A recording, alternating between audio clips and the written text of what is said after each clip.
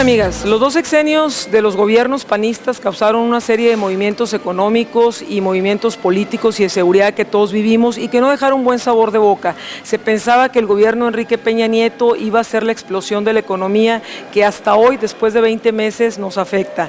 Acaban de pasar ya las reformas estructurales que nos dicen que esto va a cambiar y que efectivamente vamos a tener la recuperación económica que por lo menos en nuestros bolsillos no se ha visto.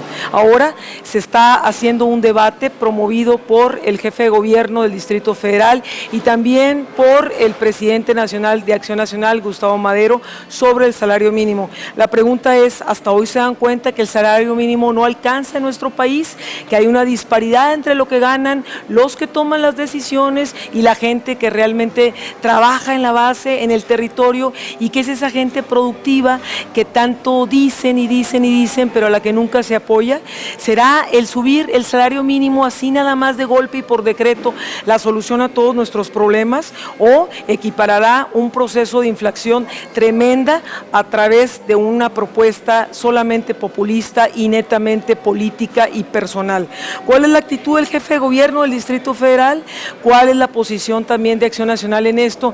Pero ¿qué hay atrás de este proceso de reformas estructurales y todo un concepto de globalización en donde quizá, y nada más digo quizá, lo que se pretenda no necesariamente sea subir el salario mínimo, sino establecer salarios contractuales que dejen en libertad pues realmente el tope mínimo y que se acomoden de acuerdo a las condiciones de cada empresa. No lo sé, lo vamos a platicar hoy con nuestros amigos que van a estar en la mesa con nosotros y que vamos a estarlo tratando a través de los próximos programas, donde ya referiremos las reformas estructurales, pues que ya prácticamente están promulgadas, están en la mesa y que usted y yo indiscutiblemente vamos a vivir. Soy Edna Lorena Fuerte y les presento Dichos y Hechos.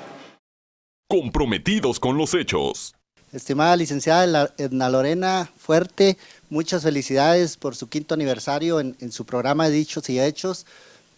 Que sigan los éxitos y que siga siendo la mujer preocupada y decidida y valiente que se preocupa por el bienestar de los habitantes de nuestra ciudad.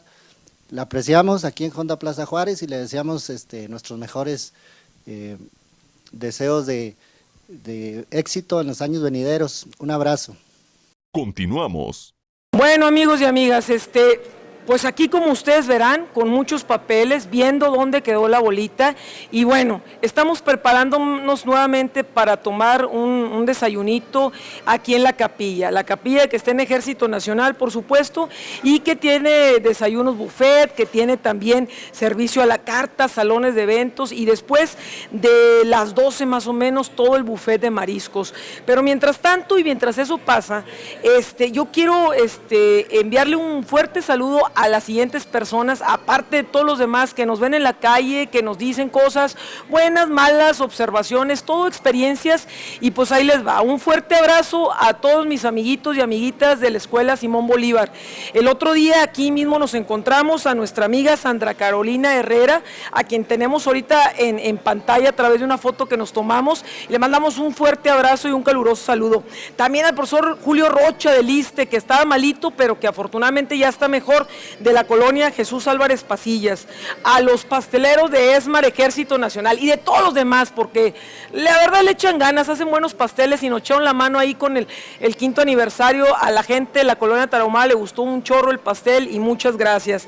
A todos los maestros del ISSSTE, a todos los parqueros del ISSSTE, que últimamente, pues desgraciadamente por unas circunstancias familiares ando mucho por ahí, pero me da mucho gusto verlos, me da gusto que haya ese intercambio tan familiar entre nosotros. De veras les agradezco todo, también a las enfermeras, a los médicos y a la gente, bueno, que de una u otra manera nos encontramos por ahí.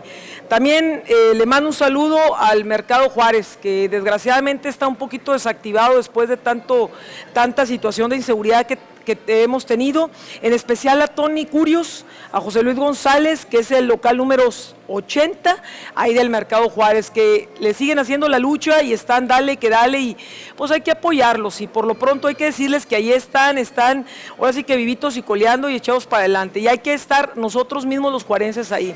Y para hablar de echar para adelante, pues qué mejor que tener aquí, ahora sí que a los derechos y a la economía, y así que tengo nuevamente aquí en la mesa a nuestra buena amiga de siempre, Flor Cuevas, visitadora de derechos humanos aquí de la ciudad. ¿Cómo estás, Flor? Muy bien, gracias por la invitación. No, pues gracias por siempre estar presta y pronta a asistir y sobre todo ayudarnos y a darnos un poquito de luz de las diferentes cosas. Y bueno, el maestro de economía, pues necesitamos aquí quien nos ayude aquí a contar los chelines. Ahora sí trajiste, trajiste efectivo, traes la tarjeta. No, ahora sí traigo efectivo. Misael Maínez, que además tiene un programa de radio que está pujando mucho en el 860 todos los días. ¿De qué horas a qué horas? De 4 a 5 de la tarde, de lunes a viernes. De 4 a 5 de la tarde, escúchenlo, aprendemos mucho y pues hoy queremos que nos diga a nosotros en la tele, pues qué hay de la cuestión económica. Yo hice la introducción ahorita, Misael, Flor, sobre la cuestión de las reformas estructurales que ha manejado Peña Nieto durante estos 20 meses, pues prácticamente ya de gobierno. La expectativa que había sobre el gobierno de Peña Nieto de que casi tomando posesión al siguiente día o al siguiente mes ya esto iba a ser la panacea económica. Han pasado 20 meses, su gobierno le apuesta por las reformas estructurales, ya están básicamente las fundamentales, que es muy particularmente la reforma energética, y en este ínter, ya este último lapso, empieza a salir ya el rollo del salario mínimo. Y bueno, pues está bien, ¿verdad? Pero yo me pregunto, bueno, ¿a poco hasta ahorita se les ocurrió ver que el salario mínimo pues no alcanza? Usted y yo sí lo sabemos, ellos no, porque ganan las millonadas. Ahorita lo vamos a platicar, los diputados, los senadores, los que ahorita están haciendo toda su preocupación por usted y por mí. Yo le pregunto si algún día han hecho la lucha, pues por en un momento dado vivir un día, ni siquiera una semana con el salario mínimo. Y entonces, bueno, está nuestra amiga derecho humanista para que nos digas qué tiene que ver el salario mínimo, que es muy mínimo, con los derechos humanos. O sea, porque con eso que está de moda también los derechos humanos. A ver, platícanos cómo está el rollo ahí. Y cómo está el rollo del índice de bienestar, porque nos hablan mucho que la línea de bienestar y que la fregada, y yo la verdad a veces no entiendo. Mira, primeramente tenemos que considerar que el salario es un derecho humano para todo ciudadano que ostenta un trabajo y que lo realiza dignamente. Entonces, este derecho humano debe ejercerse y traducirse en un nivel de vida adecuado. Entonces, en un análisis de todas las necesidades que debe de cubrir y satisfacer un salario mínimo, tenemos que es aquel que puede brindarle a la persona y a su familia. A la persona y a su familia. Sí, no solamente es a la persona. Okay. Se prescribe que es a la persona, a su familia, a tener... Hasta el perro. Hasta el perro. Hasta el perro, ya es familia el perro, sí, o sea. Sí, no, yo, o sea, es familia. Yo tengo familia 2. Tienes 2 perros de familia, de aparte familia, de tu niña. Aparte de mi princesa. Entonces, debe de darte la posibilidad de tener una vida digna. Pero es que cuando nos hablan, bien, les comparto esto. Sí. Esto es la Constitución. Está chiquita. La hemos hecho cada vez más chiquita, porque, cómo le hemos hecho cambios. Pero el artículo 123, en su apartado, en su fracción sexta, dice: los salarios mínimos que deberán disfrutar los trabajadores serán generales o profesionales. Y luego dice: los salarios mínimos generales deberán ser suficientes para satisfacer las necesidades normales de un jefe de familia. Normales, de un jefe de familia. Déjame te lo desgloso. Desglósame. Ok, estamos hablando de la satisfacción de la salud. Salud. Alimentación. Vivienda. Vestido. Educación. Seguridad ya social. Ya se me acabó, te voy a poner la canción de Chava Flores. Asistencia Ahí la vamos a poner médica. ahorita, asistencia médica. Que la canción, o sea, ¿y me va a alcanzar? Debe de alcanzar.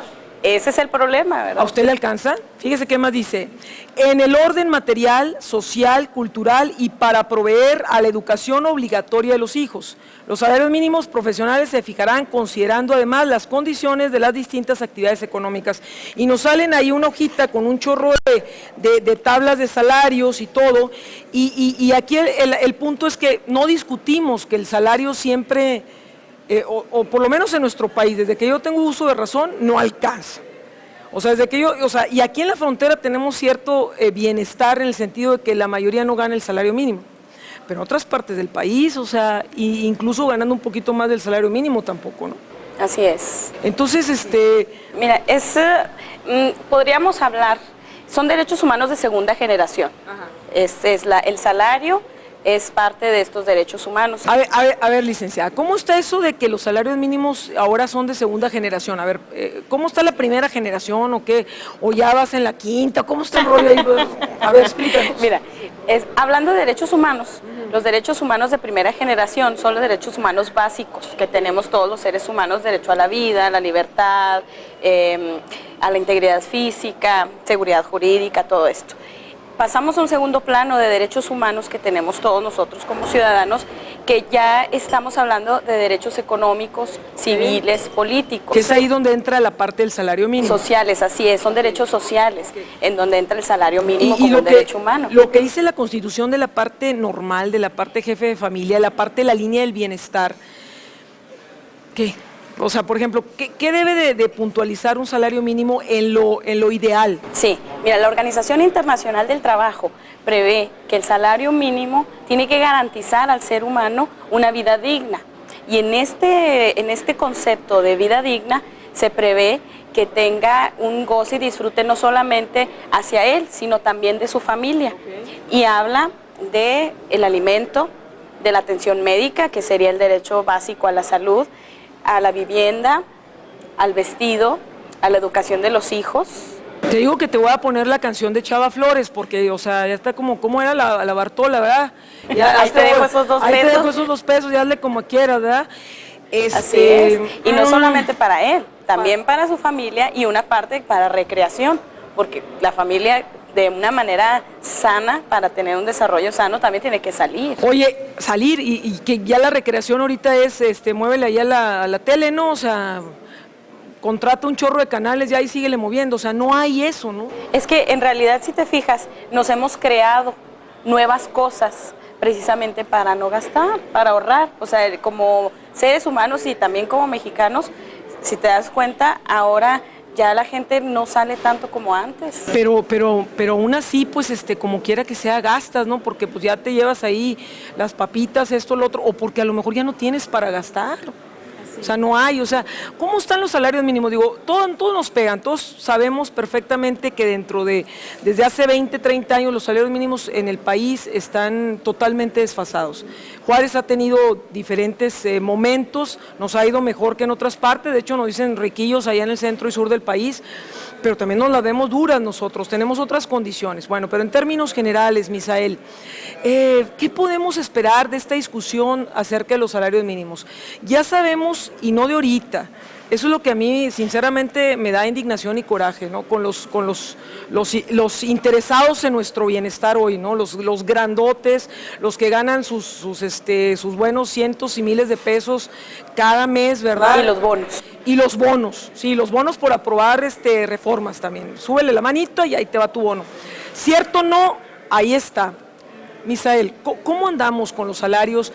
Dentro de esta propuesta de Mancera, del jefe de gobierno del Distrito Federal, ¿cómo ves tú eso de que nos aumenten los salarios ya por decreto? Pues lo veo riesgoso. Ajá. De hecho, el sector empresarial ya se manifestó, ¿verdad? Ya el sector empresarial ha dicho, es realmente imposible que simplemente el salario se aumente por decreto. ¿Y por qué razón? Pues porque hay condiciones de competitividad mundial, ¿verdad? Entonces, no se puede de un día para otro incrementarle el costo laboral a las empresas porque las estamos dejando fuera del mercado. Y máxime cuando en otro tipo de costos tampoco somos competitivos. Me refiero, por ejemplo, en el caso de la Comisión Federal de Electricidad, ¿verdad? Estamos hablando de que la electricidad es 86% más cara para una empresa aquí en México que si la comparas con una empresa en Estados Unidos o en alguna otra parte. Pero ya va a cambiar Asia, eso ¿verdad? con las reformas, ya todo va a estar muy bien. Dentro de unos 5 años, pero usted tenga fe. Entonces, no se puede hacer así estrictamente por decreto, ¿verdad? Evidentemente, yo creo que es buen momento para discutir el salario. Siempre ha sido un buen momento para discutir el salario mínimo, O sea, ¿verdad? sí, ahorita como que ya Porque descubrieron el hilo negro. ¡Ey! O sea, sí, o sea. Por eso me Hay algo huele, atrás ándale, de me eso. huele algo medio mal. O sea, qué casualidad Hoy todos están, wow, el salario mínimo, la gente, bla, bla, bla. ¿Qué hay detrás? O sea, es que uno, perdón, pero le entra la suspicacia precisamente porque no es de ahorita el problema del salario. Sí, ¿no? de hecho hay un estudio que hizo la UNAM, en donde establece que de 1987 a 2014, Fíjate nomás. desde el 87 al 2014, el salario mínimo ha perdido un 77% de su poder adquisitivo, 80%. 80% del poder poder, adquisitivo. o sea, que estamos viviendo con el 20%. Exactamente. Real, y la ¿no? estimación que hace este estudio de la Universidad Autónoma de México es que para que una persona nada más pueda comprar al menos 40 artículos que ellos previamente seleccionaron con un instituto de nutrición. Que son los básicos para que medio tenga una te buena nutras. salud en términos de alimentación, estrictamente. Sin incluir Exactamente. todo lo que comentó Flo, que tiene que ver educación y todos los demás. Vivienda. Vestido, vivienda y ya entretenimiento y demás, ¿verdad? Sin considerar esos componentes, estamos hablando de un salario mínimo de 200 pesos. 200 diarios, pesos. 200 pesos diarios. ¿Le si se gustaría a usted compra 200 pesos? en el supermercado. Y ellos mismos hacen una diferenciación a 175 si se compra en tianguis o mercado sobre ruedas. Ándale, mira. 30 O pesos. sea, también menos. dan la diferencia de 25 pesos en dónde lo compra. Pero al final de cuentas, estamos hablando de un salario de 200 pesos diarios. Ahorita andamos Tres en veces, 60 y ¿verdad? tantos, 3 ¿no? veces más el salario mínimo. 67.291 pesos. ¿Cuánto? 67.291 pesos. Para el área 67.191 para nuestra área, que es el geográfica, área 1, por decir, Exactamente. el área... ¿no? Ajá. Ahora, una situación importante es que precisamente esas valoraciones que se tiene de lo que requiere un ciudadano para vivir dignamente, estamos hablando entonces también de una violación a los derechos humanos general, que es la violencia estructural. Ah, caray, a ver. Sí, la violencia estructural es esa violencia que ejerce un Estado sobre sus ciudadanos cuando no crea las condiciones necesarias para que tengan una subsistencia digna. Oye, pero estamos violentados desde hace Así un es, chorro. es una violencia. Porque bueno, se supone que en 1917 nos hizo justicia toda la revolución y ya se estableció el concepto de salario mínimo y por ahí de los 80, fines, por ahí ya establecido ya aquí en la cartita esta y toda la cosa, ¿no? Pero en realidad no sucede eso y todos lo vivimos. No, ¿no? y estamos hablando de una brecha enorme de desigualdades. Correcto. Mientras tenemos muchísimos funcionarios ganando múltiples Miles y miles. veces el salario mínimo, Sí. tenemos por el otro lado la pobreza extrema. Entonces estamos hablando de un Estado que no está creando los satisfactores necesarios, los incentivos a las empresas, Oye, vamos el a decir empleo. como Estado mexicano, no se nos vaya a enojar el gobierno, aunque también en No, Chihuahua, como Estado ¿verdad? mexicano, estoy hablando ¿verdad? de Estado De mexicano. Estado mexicano. Sí, sí, estamos hablando como Ok. nación, sí. Estoy hablando como nación, estamos hablando de una organización política a nivel nacional que no está resultando en una vida digna para los ciudadanos, lo cual es una violación estructural sobre todos nosotros. Y fíjate que ahorita mencioné lo de Chihuahua, porque acaba de salir, y le damos un saludo a la gente del periódico Norte, un estudio y un mapeo que obtuvieron también de fuentes oficiales sobre la urbanización de la pobreza en Ciudad Juárez. Usted pensaría, no, Juárez estamos muy bien. No. Hay pobreza. Hay miseria, hay pobreza miseria y hay extrema. pobreza. Entonces, si nosotros que somos catalogados en el centro sur como los riquillos, parte de los riquillos de México, estamos en estas condiciones, imagínate cómo están en otros lados, ¿no? Yo he sabido que incluso en comunidades muy adentro de Oaxaca todavía hay lepra. Y eso se lo digo por una dermatóloga de uno de los hospitales más prestigiados de México, hay lepra. Imagínense nada más. Entonces, por un lado, tenemos que ya somos del primer mundo, no sé cuál sea ese mundo, pero ya somos del primer mundo, o ahí vamos y queremos. Carlos etcétera. Slim, ¿no?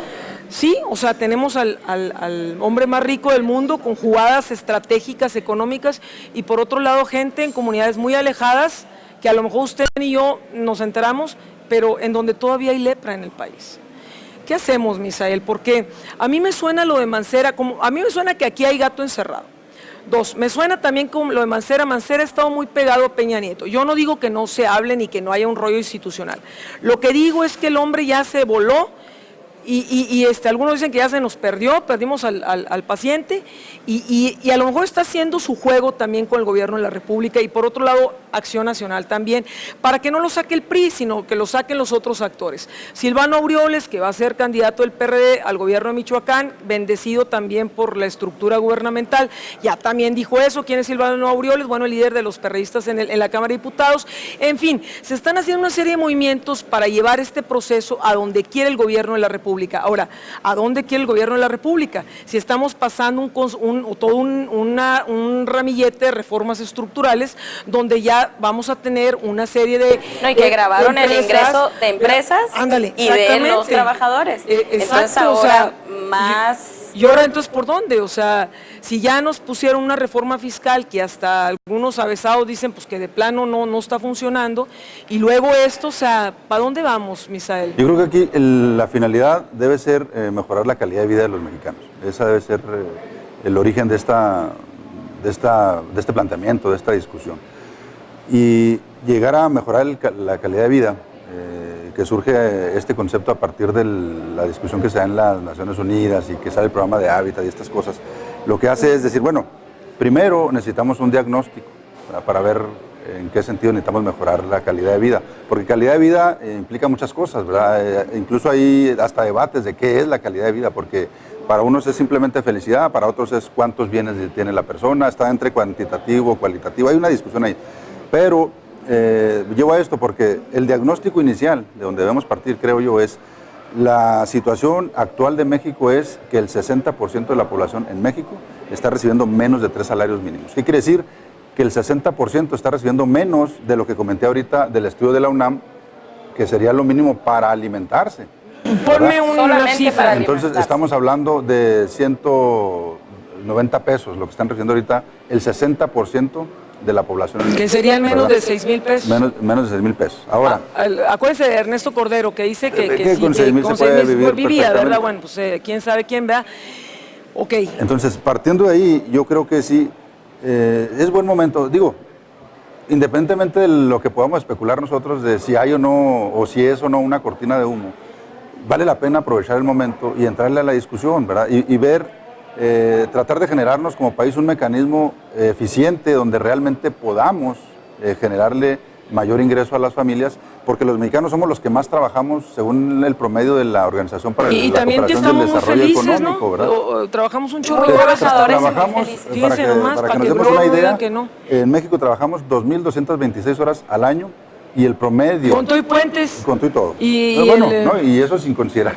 Sin considerar el Guadalupe Reyes, y considerar así que nos vamos de farra de repente y todo eso. Y si analizamos el promedio de este organismo internacional, estamos hablando de 1,700 horas. Estamos arriba en un 40%, ¿verdad? Entonces, y así, si consideramos las horas laboradas, pero consideramos el salario, vamos a ver una situación drástica. ¿Por qué drástica? Porque si globalizamos todo este tipo de ingresos que hay en el país, nos va a dar un promedio de $2.8 la hora al año, ¿verdad? Considerando los que ganan mucho y ganan poco, ese es un promedio general. $2.8 la hora. La hora al año. Al año. Sí, esto es en México, pero si consideramos, por ejemplo, en Estados Unidos, ese promedio da $19.5. Si consideramos Francia, da $16. Y si consideramos Chile, que es un país latinoamericano también, da $5. Es decir, somos los que trabajamos más y somos los que tenemos ingresos menores. Sí, o sea, es evidente que necesitamos entrarle a esta discusión. Claro, claro. Ahora, yo creo que sería muy importante también analizar la cuestión de seguridad pública. ¿Por qué? Porque el salario digno es un elemento para la paz pública. Sin duda alguna, una persona que tiene satisfechas sus necesidades no va a andar en la calle robando, dañando a otro. Muchos de los índices delictivos se dan precisamente por hambre.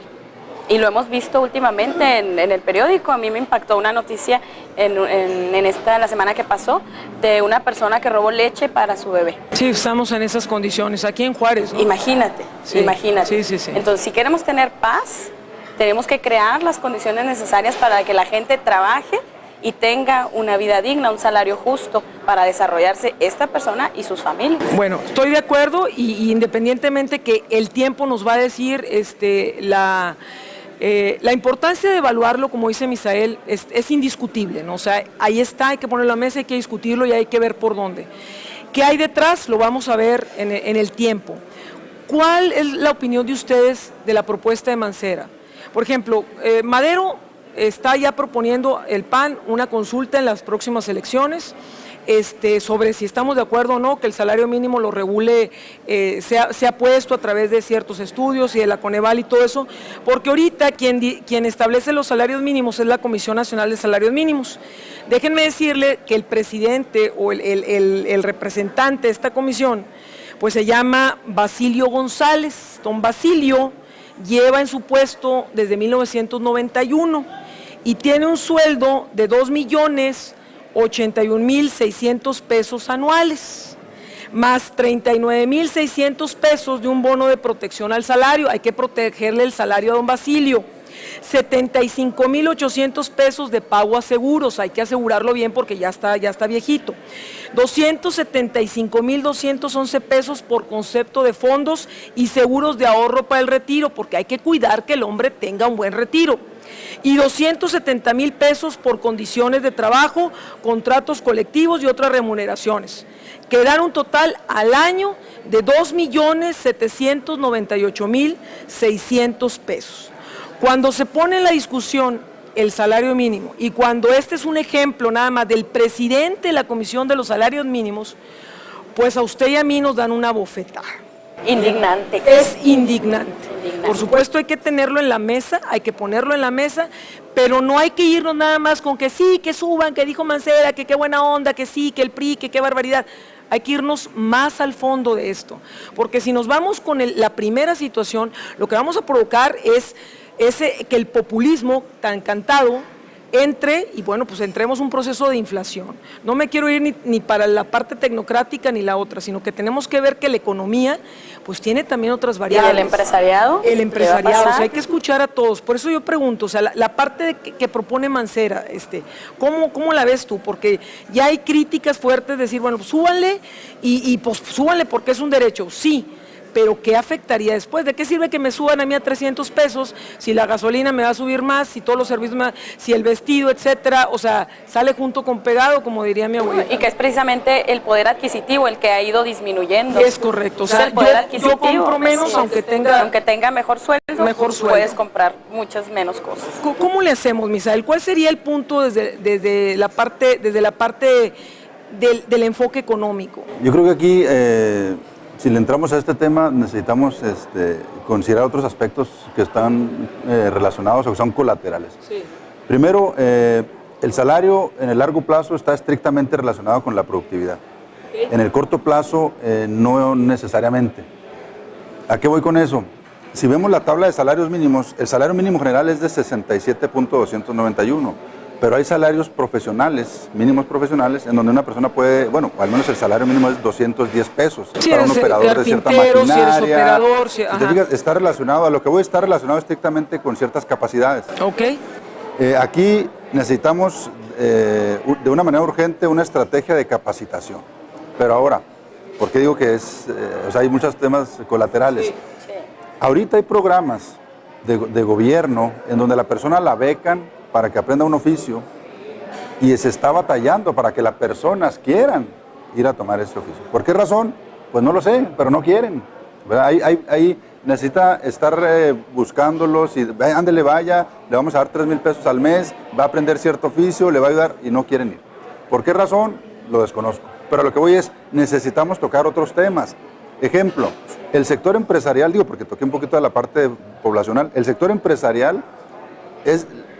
Una de las esencias de la reforma hacendaria es que Hacienda dice, bueno, tú me estás declarando menos del salario de las personas y les estás compensando vía otro tipo de prestaciones. Entonces, ya no te voy a hacer deducible esas prestaciones para que no se las des. Claro. ¿Verdad? Y digo, hay que entender un poquito la dinámica de los sectores, ¿verdad? Le quita ese incentivo a fin de que se lo dé estrictamente en salario y declare lo que realmente le está dando. Aquí necesitamos también que el sector empresarial declare lo que realmente les está pagando, porque a lo mejor esta estadística que yo menciono ahorita de que el 14% del país está ganando menos de un salario mínimo, ¿sí? A lo mejor no es cierto. ¿Por qué razón? Porque es como los tienen dados de alto. Sí, pero por abajo. Pero por debajo, ¿cuál es el ingreso real? Claro, entonces, En la maquiladora, yo lo he comentado en otras ocasiones, hay una frase que utilizan mucho. Si la información que usas para tomar la decisión no sirve, la decisión que tomes no sirve. Claro. Entonces, yo creo que ese es un grande reto para todos los actores de la vida nacional o de la vida local, ¿verdad? De que, bueno, qué información realmente estamos aportando para tomar decisiones, porque decisiones hay que tomarlas, la cuestión es con qué base las estamos tomando. Entonces, amigos y amigas, se nos está acabando el tiempo, pero yo le quiero pedir aquí a Misael y a Flor que nos quedemos para otro programa, continuando porque se me hace bien interesante lo que está comentando Misael y poder desmenuzar todo. O sea, no nada más es que nos suban el salario mínimo por decreto, sino todo lo que implica. Y déjeme decirle que también lo que implica es que usted y yo hagamos conciencia realmente de las cosas. No hay gobierno que no sea producto de ciudadanos como usted y como yo. Si ellos están ahí ganando lo que les da la gana y haciendo lo que nosotros nos quejamos, es porque usted y yo no participamos. Va la frase de la semana y ¿les parece que sigamos ahorita, claro, le seguimos de volada? Bueno, ahí le va. Los gobiernos no aprenden jamás, las personas sí lo hacen. Es decir, todo inicia, y a lo mejor eso lo vamos a desmenuzar en el siguiente punto, en usted y en mí, en el ciudadano. En cómo estamos constituidos nosotros, en qué queremos, en nuestra base emocional, en una serie de andamiajes que luego no se tocan y que es parte del desarrollo humano que debe ir equiparado también con la parte económica, porque luego nos vamos por un lado y descuidamos el otro, y creo que es lo que nos está pasando. Entonces, ¿les parece que continuamos? ¿Sí? Claro. Amigos y amigas, pórtense bien, cuídense mucho, nos vemos la próxima semana y por favor, ahora sí que mucho ojo, no se dejen llevar nada más por las primeras noticias, búsquenle, rásquenle, analícenle, escuchen una opción, otra opción, es decir, abramos conciencia, eso es lo que nos toca a nosotros si queremos que eso se transforme. Tome su parte, nosotros estamos tomando la nuestra, y nos vemos la próxima semana. Edna Lorena Fuerte.